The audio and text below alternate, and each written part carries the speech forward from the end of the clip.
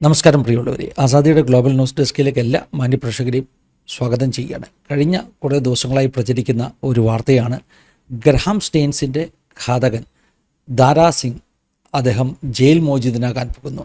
അടുത്ത independence day August മാസം 15 അദ്ദേഹം ജയിലിന് പുറത്ത് ആഘോഷിക്കും എന്ന വാർത്ത ഇങ്ങനെ കേട്ടുകൊണ്ടിരിക്കുകയാണ്. ഈ വാർത്തയ്ക്ക് കാരണമായി തീർന്നത് ജൂലൈ മാസം പകുതിക്ക് സുപ്രീം കോടതിയിൽ ദാരാ സിംഗിനെ റിലീസ് ചെയ്യുന്നതിനോട് അനുബന്ധിച്ച ഒരു കേസ് നടക്കുകയാണ്. അതായത് 20 വർഷത്തിലധികം ജയിലിൽ കിടന്ന ആളുകൾക്ക് മോചനം കൊടുക്കുന്ന ഒരു രീതിയുണ്ട്. അപ്രകാരം ഒരു നടപടിയുമായിട്ട് ഒഡീസ സർക്കാർ മുൻപോട്ട് പോവുകയാണ്. സുപ്രീം കോടതി ഈ വിഷയത്തെക്കുറിച്ചുള്ള വാദം കേൾക്കുമ്പോൾ ദാരാ സിംഗിൻ്റെ റിലീസിന് വേണ്ടിയുള്ള ഒഡീസ സർക്കാരിൻ്റെ തീരുമാനം എന്താണെന്ന് അറിയിക്കണമെന്ന ഒരു ഡെഡ് ലൈൻ കൊടുക്കുവാനിടയായി തീർന്നു. ഇതാണ് ജൂലൈ മാസം 15 സുപ്രീം കോടതിയിൽ സംഭവിച്ചത്. എന്നാൽ കോടതി നടപടികൾക്ക് ശേഷം പുറത്തു വന്ന ദാരാ സിംഗിൻ്റെ അഭിഭാഷകൻ ദാരാ സിംഗിനെ സുപ്രീം കോടതി മോചിപ്പിക്കുവാൻ ഉത്തരവിട്ടു എന്ന രീതിയിൽ പത്രക്കാരോട് ചില പ്രസ്താവനകൾ നടത്തി. അതങ്ങ് കാട്ടുതീ പോലെ പരന്നു. അതുകൊണ്ടാണ് ദാരാ സിംഗ് മോചിതനാകാൻ പോകുന്നെന്ന വാർത്ത വേഗത്തിൽ പ്രചരിച്ചത്.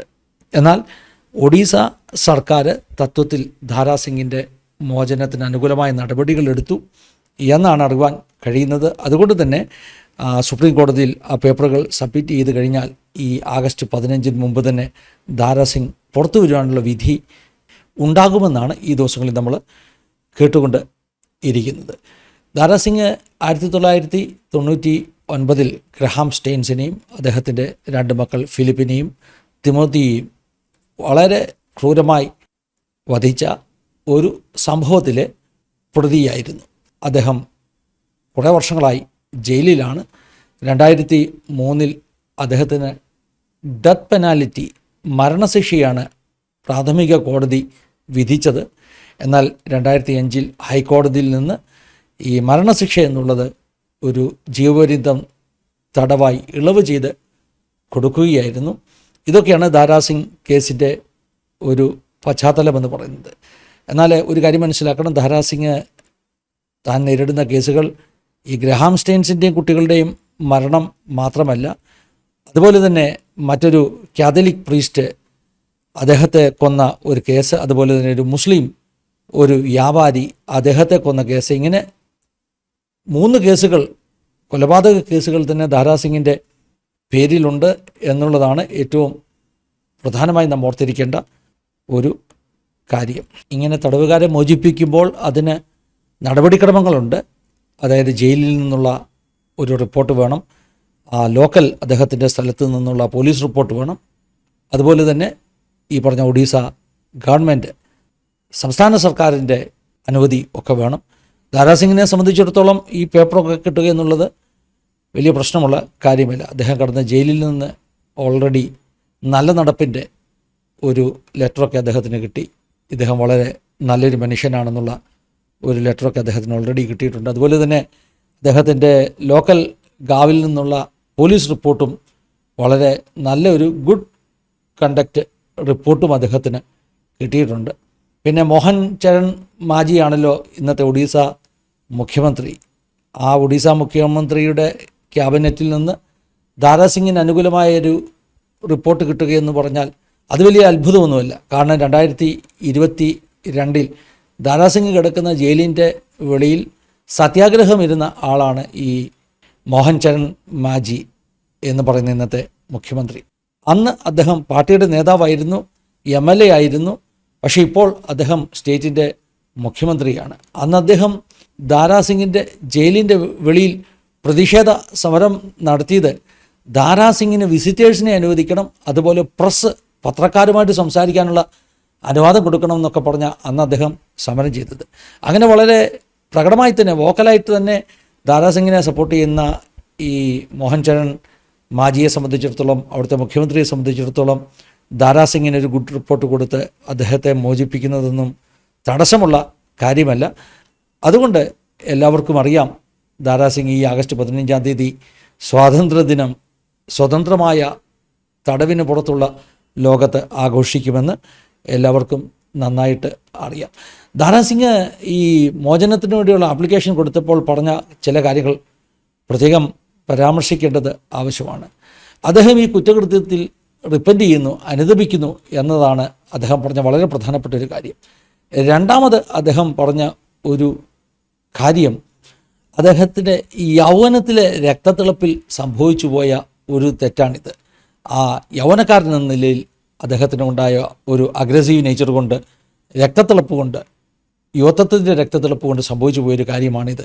ഇന്ന് പ്രായമായപ്പോൾ അത് തെറ്റാണെന്ന് തോന്നുന്നു എന്ന് അദ്ദേഹം പറഞ്ഞു. മൂന്നാമത് അദ്ദേഹം പറഞ്ഞ ഒരു കാര്യം വളരെ പ്രധാനപ്പെട്ടതാണ്.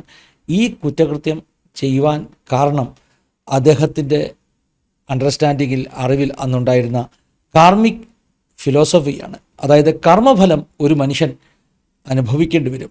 ആ കർമ്മഫലത്തിൻ്റെ കാരണത്താൽ ഉണ്ടാകുന്ന ദുരിതങ്ങളിൽ നിന്ന്, അതിൻ്റെ പണിഷ്മെൻറ്റിൽ നിന്ന് രക്ഷപ്പെടുവാൻ വേണ്ടി ഇങ്ങനെയുള്ള എന്തെങ്കിലും ക്രിയ ചെയ്യണമെന്ന് അദ്ദേഹം അന്ന് വിശ്വസിച്ചിരുന്നു. അതായത് താൻ ചെയ്തു കൂട്ടിയ തെറ്റുകൾ, തിന്മകൾ, പാപങ്ങൾ, അതിൻ്റെ കർമ്മഫലം അദ്ദേഹത്തിന് വരാതിരിക്കാൻ വേണ്ടിയാണ് അദ്ദേഹം ഇങ്ങനെ ഒരു കൃത്യം ചെയ്തത്.